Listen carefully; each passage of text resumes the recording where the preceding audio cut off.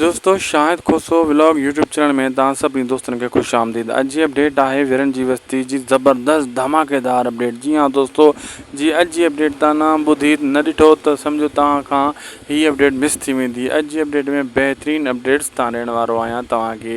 अॼु रिव्यू कंदासीं soap serial वीरन जी बस्ती। उन खां पहिरियों नंढिड़ो अर्ज़ु कंदुसि तव्हां सभिनी दोस्तनि खे, शाहिद खोसो व्लॉग यूट्यूब चैनल खे अगरि सब्सक्राइब न कयूं वेठा हो त हाणे सब्सक्राइब करे छॾियो, छो जो हिन चैनल ते हर वक्त तव्हांखे नई अपडेट मिलंदी रहंदी।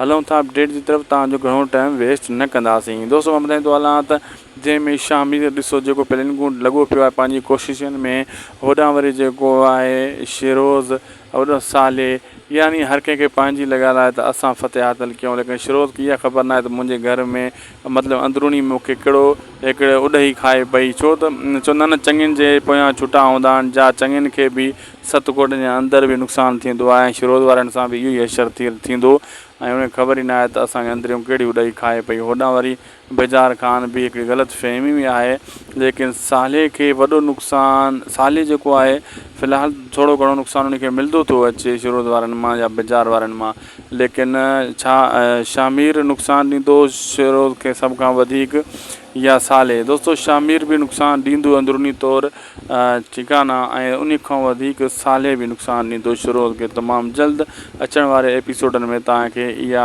ख़बर पवंदी। असांखे ॾींदा इजाज़त। जे वीडियो तव्हांखे सुठो लॻो त लाइक सब्सक्राइब शेयर ज़रूरु कंदा यूट्यूब चैनल खे।